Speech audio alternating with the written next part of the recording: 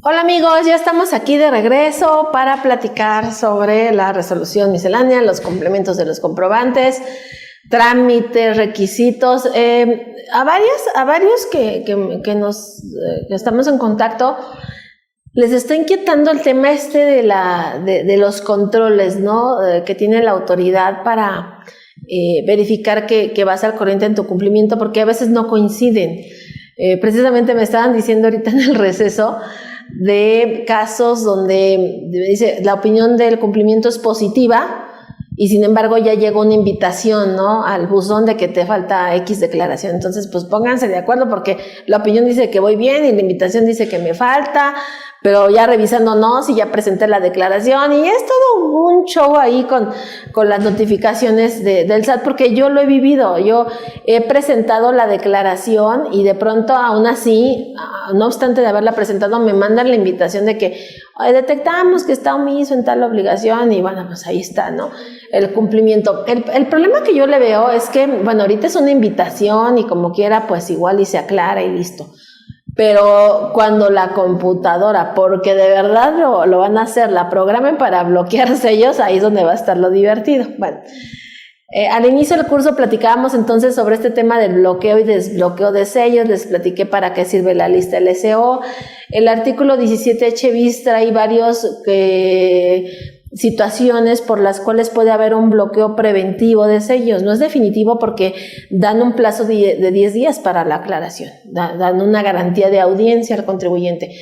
No vamos a ver todos, pero sí me interesa que revisemos algunos que tienen que ver con medios electrónicos y con otras obligaciones que vale la pena revisar.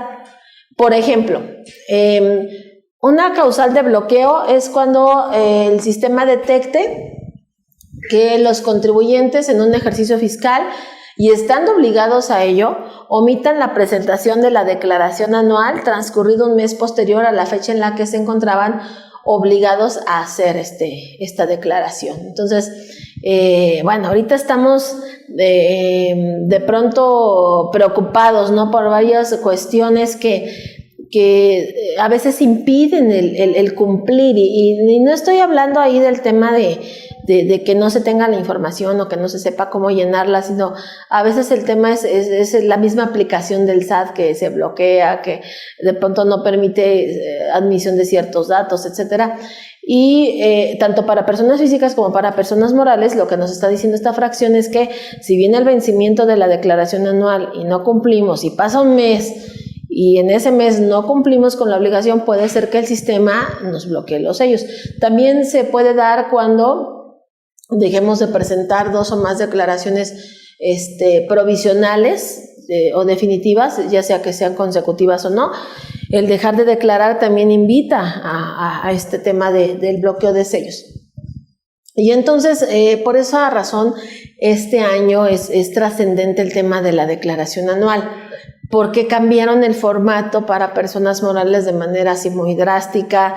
Encontramos que hay datos precargados, pero otros que no están precargados, pero no hay una conexión entre estados financieros, conciliación y datos fiscales. Entonces, si tú no tienes el cuidado de revisar la congruencia de las cifras, pues te vas a perder, o de repente el estado financiero va a decir una cosa y el tema fiscal va a decir algo totalmente contrario a la base, etcétera. Entonces, sí hay que tener mucho cuidado. La información de los ingresos se emana directamente de pagos provisionales. Entonces, si por ahí no estás presentando tus pagos provisionales o no, o el pago provisional no es acorde al ingreso generado, pues obviamente hay que corregir, ¿no?, esa información.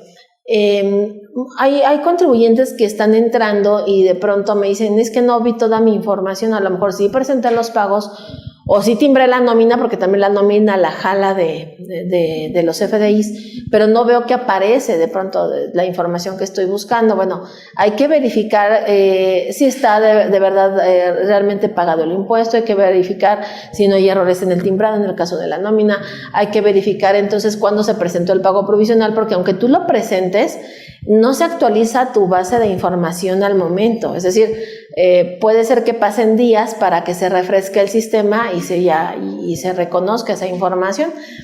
No sé si recuerdan, por ejemplo, con mi contabilidad, ¿no? Cuando entrábamos a verificar los comprobantes, que cuando entrábamos los primeros días no estaban todos los FDIs, teníamos que esperar, no sé, el día 15 para que se cargara toda la información. Yo creo que es un sistema similar, ¿no? De pronto, los primeros días estaba como la información muy incompleta, pero bueno, conforme van pasando los días se va cargando y actualizando esos datos, ¿no? Digo, para que lo tomes en cuenta. También puede haber un bloqueo de sellos cuando la autoridad detecte que tú tienes contribuyentes, proveedores publicados en la lista negra, la del 69B. Porque acuérdate que hay varias listas, la de 69B es de las operaciones inexistentes, la de 69B bis es la de la transmisión indebida de pérdidas. Por eso se consultan en listas diferentes. Y hay otra también para los no localizados, que es la del último párrafo del 69B. Entonces, es lo que tú tienes que ponerla en el buscador. Si es no localizados, si es 69B o si es 69 bis, para que te mande la lista correcta. Pero bueno, aquí nos estamos refiriendo a los del 69B, los que están en la lista negra por operaciones inexistentes, y tienes al proveedor ahí. ¿Recuerdas la regla que decía que tenías 30 días para meter una aclaración, ¿no? Y justificar la materialidad de la operación, en su defecto presentar una complementaria y corregirte. Si ese es el caso y tienes EFOS en tu repositorio como proveedores y no lo aclaras o no te autocorriges, lo que va a pasar es que el sistema en cualquier chico rato te puede bloquear los sellos de manera preventiva. Y esta es una de las causales más injustas, porque realmente dependes del tercero, del comportamiento del tercero, de la asimetría fiscal del tercero. Entonces me preguntaban de repente, un empresario me decía: oye, Penny, fíjate que yo tengo un EFO ahí, pero pues yo no he querido hacer nada porque yo estoy esperando pues a que me revisen, y pues ya cuando me revisen pues ya lo pagaré o lo aclararé o vemos cómo. Y ese es el tema, o sea, ya no, posiblemente ya ni te revisa una persona o ya no te hacen una auditoría como tal. El sistema detecta tu RFC en las facturas emitidas de este EFO, y pues ya a lo mejor el sistema ya sin verte te bloquea. ¿Es injusto? Pues sí, porque de pronto pues estoy en las manos de la operación o simetría fiscal del tercero, pero pues es como por no saber escoger a tus amistades que ocurren este tipo de cosas. Por eso hay que tener cuidado con estar verificando y conciliando el repositorio si no tenemos EFOS, ¿no? Dentro de nuestras operaciones con proveedores. Hay incluso aplicaciones que te hacen esta búsqueda de las listas negras para indicarte si por ahí tienes proveedores que cuelguen en la lista, etcétera, ¿no? Entonces hay aplicaciones que nos ayudan mucho en este sentido. Y otra de las causales, esta fracción octava, se parece mucho, digo, para que lo revises después, porque la redacción es muy similar, se parece mucho esta redacción a lo que veíamos de la opinión del cumplimiento, ¿no? ¿Te recuerdas? Es casi igual al tema de la opinión del cumplimiento. Revisa la regla, porque tal parece que este control de verificar que las cifras de la declaración sean congruentes con los FDIs, pues va a ser un tema constante. Entonces, si detectan que el ingreso declarado, así como el impuesto retenido, por eso hoy uno de los temas centrales es el tema de las retenciones del IVA y ver su complemento, porque viene un control ahí directo de la información. Dice: cuando detecten que el ingreso declarado, así como el impuesto retenido por el contribuyente manifestado en las declaraciones de pago provisional, retenciones, definitivos o incluso el anual, no concuerde con CFDIs, con expedientes, documentos o bases de datos que tenga el SAT en su poder. Por eso nos está empezando a obligar esta tendencia a voltear, a revisar también al contribuyente de manera financiera, y entender que hay muchos documentos de otras obligaciones, de otros entes, que al final se comparten por parte de la autoridad. Estos pósters me tocó verlos en varias administraciones, incluso lo he visto en varias páginas, ¿no? que tratan este tema de los controles financieros. Y me gustó porque de pronto la gente está como muy enfocada al tema de la cuenta bancaria y los estados de cuenta, pero la mayoría ya manejamos mucha información financiera también en el celular, en las aplicaciones. Entonces dice, ¿sabías que tu número celular ahora es tu cuenta bancaria?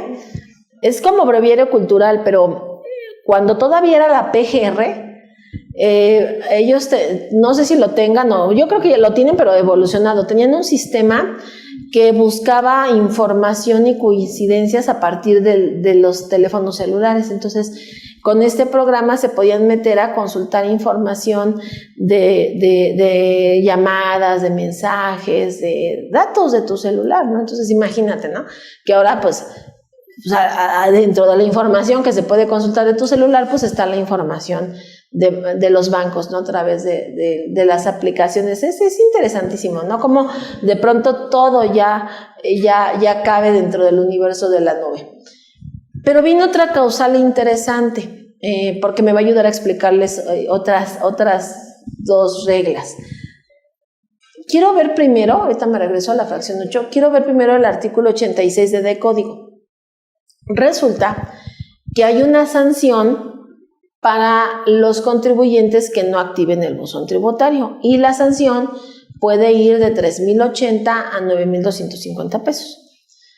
Y bueno, cada año es lo mismo, ¿no? De que, a ver, activen el buzón, pero pues siempre como que nos vamos haciendo locos y de pronto a algunos pues ya no les quedó otra más que activarlo por el tema de las devoluciones y algunos trámites ahí específicos. Pero bueno, ya cuando empezamos a ver la multa, dicen, bueno, pues igual y por la multa. Fíjate que no es tanto por la sanción. La regla 227 establece el uso obligatorio de buzón tributario. Algo que sí es importante que vayamos concientizando es que el manejo de documentos electrónicos y plataformas tecnológicas e información en la nube forzosamente nos lleva al tema de contar con un domicilio virtual. Y no es de ahorita, digamos que la madre de todas las disposiciones en materia electrónica en este país es la ley de la firma electrónica avanzada. Y hay un reglamento, por cierto, también esa ley donde ya se empiezan a concebir estos conceptos de firma electrónica, certificado, domicilio virtual, buzón, etcétera, ¿no? La regla nos indica cómo se activa ese buzón y para activar el buzón lo que nosotros tenemos que hacer es indicar el mecanismo de comunicación a través del cual se nos va a informar que hay documentos dentro de este buzón tributario. ¿Y cómo lo activamos? Bueno, lo puedes activar o con un correo electrónico o con tu número de teléfono celular. Bueno, teléfono móvil, ¿no? Entonces, ojo con eso porque, bueno, te mando un correo, te mando un mensaje, ¿no? A tu teléfono celular, pero regresamos al punto de partida. Recuerdas que también tu número de celular es un elemento, ¿no? Verificable, ojo con eso, ¿no? Pero bueno, aquí la situación es que a través de transitorios se establece dentro del uso obligatorio del buzón que personas físicas y personas morales debemos de activarlo. Para personas morales tenemos hasta el 31 de marzo y para personas físicas hasta el 30 de abril.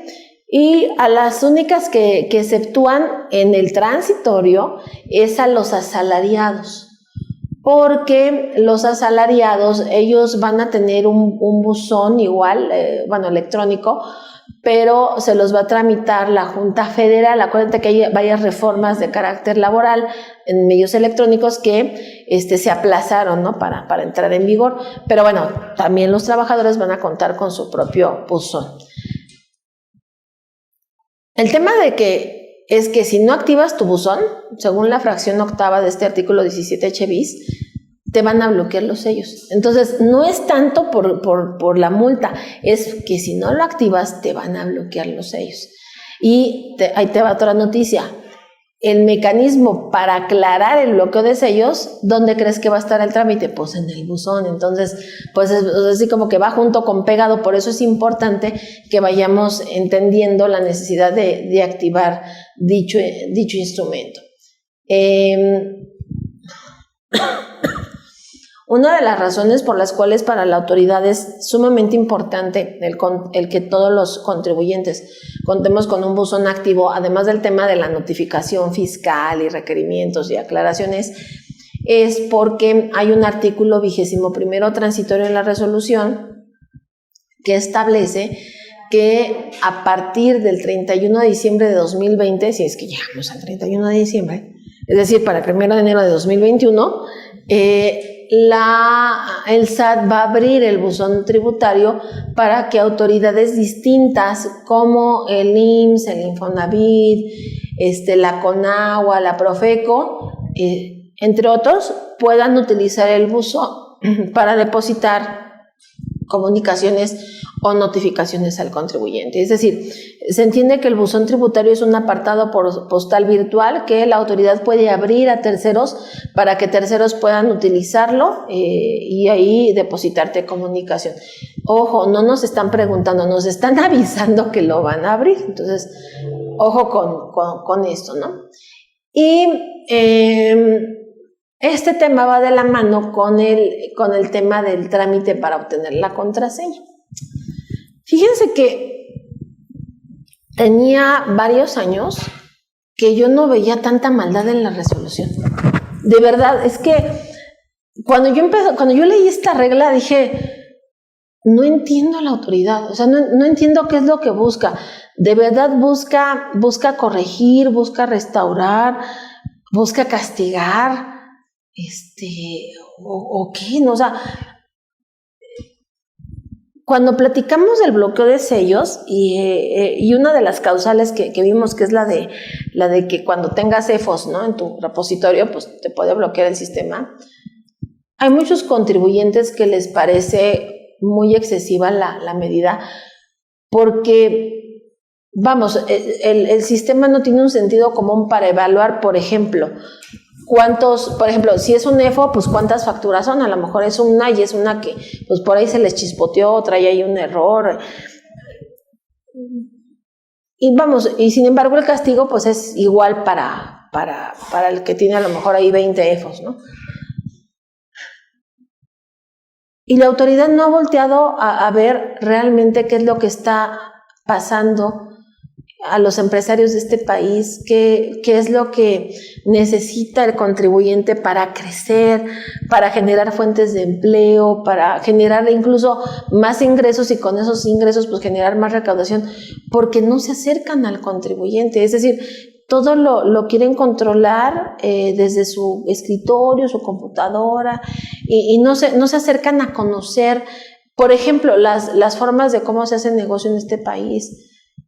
Vamos, no es lo mismo, hay operaciones que cambian de región en región, incluso hasta las condiciones como se realizan, pero no ha habido un acercamiento como se debe, ¿no?, para entender al contribuyente.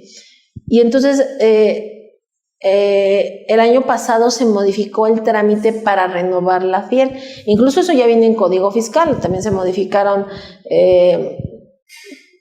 se modificó el artículo 17 y para establecer de pronto algunas causales de revocación y renovación, que bueno, todo emana de la resolución miscelánea del año pasado, pero bueno, era la FIEL o la firma electrónica. Ahorita vamos a ver que se replican los requisitos para contraseña y entonces dice que el SAT podrá requerir información y documentación adicional que permita acreditar identidad, domicilio y situación fiscal para poder renovar en este caso la contraseña de los contribuyentes. Entonces, vamos a suponer que de pronto estás en la lista negra, pues no te van a renovar la contraseña, ¿no? Los solicitantes que se ubiquen en alguno de los supuestos señalados en el párrafo anterior y que obviamente pues no se les renueve la contraseña, van a tener derecho a un trámite de aclaración. Tienen 6 días para iniciar este trámite de aclaración. En el trámite van a tener que adjuntar la documentación que acrediten, ¿no? que van al corriente, que están cumpliendo, pero quiero que le echemos un vistazo a este último párrafo, porque dice, en la aclaración se deberán presentar los documentos o pruebas que desvirtúen la situación identificada del contribuyente, su representante legal, socios, accionistas o integrantes. O sea, en el caso de una persona moral no solamente es que la persona moral como ente cumpla, es que cumpla ella y sus miembros. Fíjense que hace varios años yo escuchaba una conferencia de un funcionario del SAT que comentaba esa evolución, que comentaba que de pronto en la autoridad no solamente es revisar al contribuyente, sino también revisar su interacción con terceros, llámale clientes, llámale proveedores o llámale miembros, ¿no? Entonces, a lo mejor la empresa está bien, pero el socio está como no localizado, no presentó su declaración o debe algo. Puede ser que por ese obstáculo del socio, del miembro, pues no se pueda renovar la contraseña. Dice que la Administración de Servicios va a resolver la aclaración en un plazo de 10 días. Una vez que lo aclare, pues el contribuyente puede volver a solicitar la contraseña y entonces ahora el trámite va a ser favorable. En caso contrario, dice, se tendrá por no presentada la solicitud, pero se deja abierta la posibilidad para que el contribuyente vuelva a intentarlo nuevamente, ¿no? Mientras se pone al corriente. Ahora, aquí hay un tema interesante. En caso de que la contraseña no sea utilizada en un periodo de 2 años consecutivos, o cuando lo solicite si el firmante, te la van a suspender. Entonces, si la quieres renovar, pues van a verificar identidad, domicilio y situación fiscal. Pero también en caso de que la contraseña no sea utilizada en un periodo de 5 años consecutivos o cuando lo solicite así alguna resolución judicial o administrativa o se compruebe que en su generación no se respetó alguno de los requisitos o se ponga en riesgo la confidencialidad de los datos, también te la van a inactivar. Entonces, la quieres renovar, pues hay que pasar por el filtro.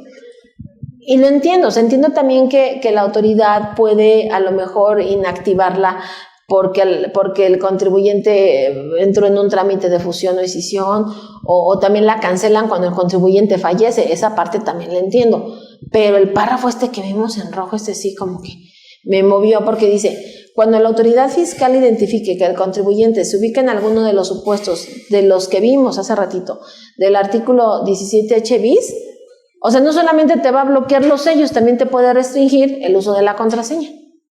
Entonces dices, pues ahora, porque a ver, vamos a ver el trámite. El trámite de aclaración de restricción de sellos lo encontramos en la regla 2215. Lo que te estoy mostrando es la ficha técnica, ¿no? Porque realmente viene el meollo del trámite. Y pues sí, o sea, ya vimos que se mete un caso de aclaración y que se adjuntan los documentos, y la autoridad te puede solicitar información adicional, pero a ver, independientemente de lo que vas a adjuntar, ¿no? En tu aclaración, quiero que veas esta parte, ¿no? De abajo. ¿Qué necesito para hacer el trámite? Pues la contraseña. Entonces, pues no entendemos, ¿no? De pronto, bueno, pues me bloquea, a lo mejor me bloqueaste los sellos porque no presentar la declaración anual. Ok, ya voy a presentar mi declaración anual, pero pues ¿cómo lo hago si me bloqueaste también la contraseña? Y luego, ¿cómo quieres que lo aclare? Pues si no tengo la contraseña activa. Ese es el punto. Entonces dices, bueno, ¿qué necesitas, autoridad? Que de pronto, pues mejor voy, ¿no? Porque pues así, pues estoy así como que con las manos amarradas. Ahora, se te puede bloquear la contraseña, pero acuérdate que también te pueden bloquear cualquier elemento que utilices para expedir un comprobante.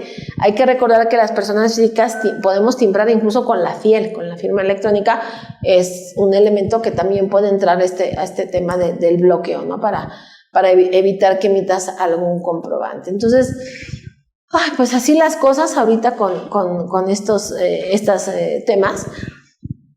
No creo que sea así como aplicable al punto para todos los contribuyentes de forma inmediata, pero sí sabemos que la autoridad lo puede, o sea, tiene herramientas, ¿no? Para aplicar esto que ellos llaman medidas de apremio.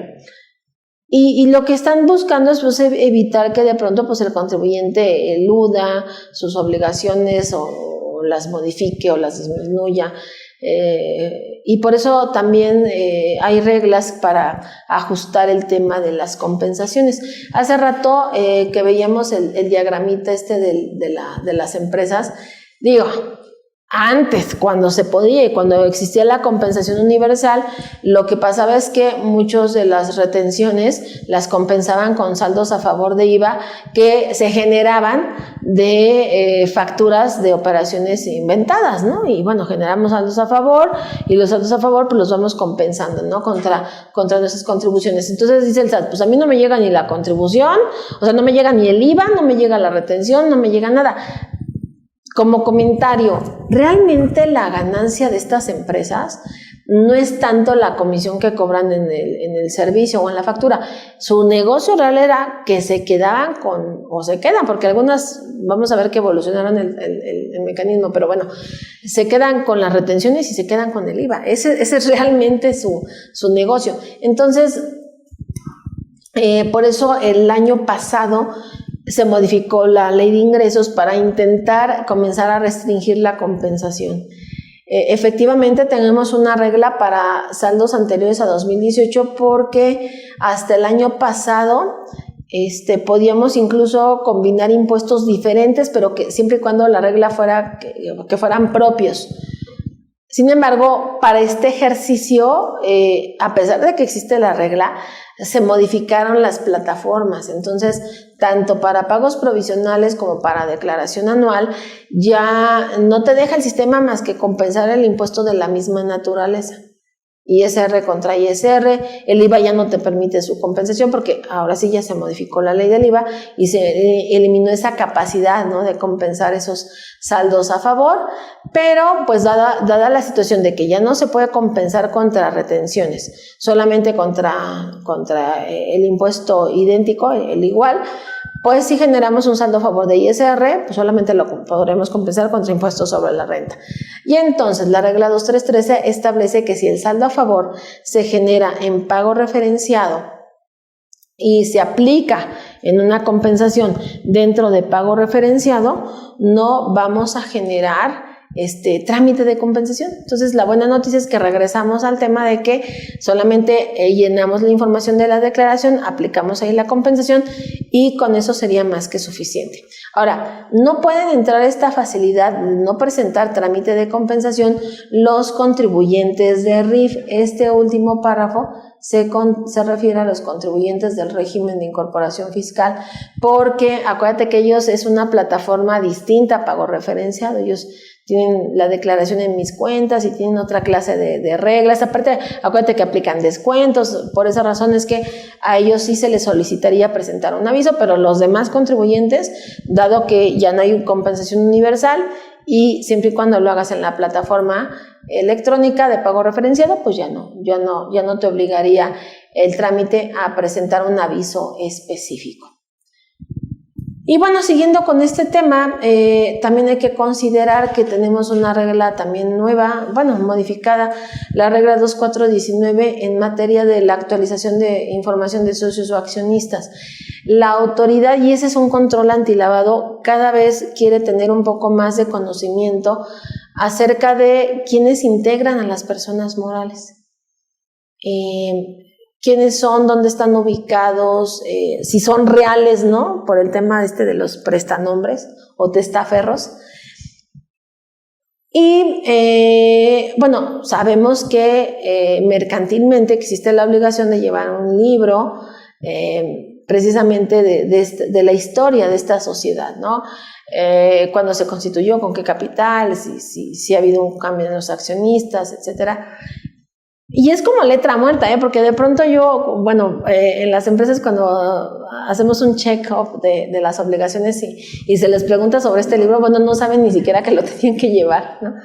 A veces ni siquiera las actas de asamblea, ¿no?, las integran adecuadamente y bueno.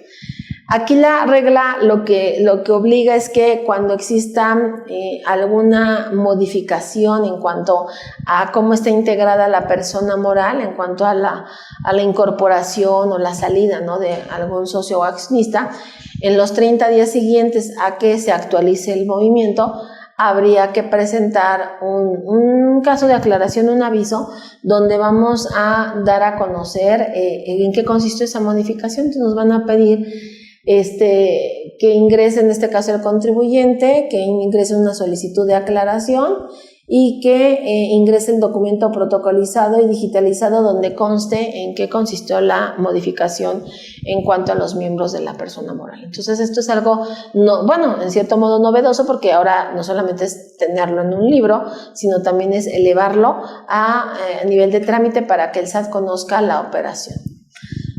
¡Ay, qué cosa, ¿no? ¡Qué viaje! Y bueno,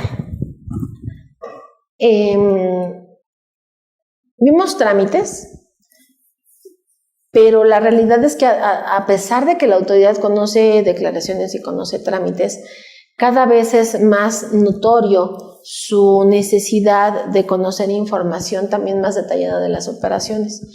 Como les comentaba al inicio del curso, el CFDI como tal no se ha modificado, y por lo que dice el SAT no lo va a modificar en este momento.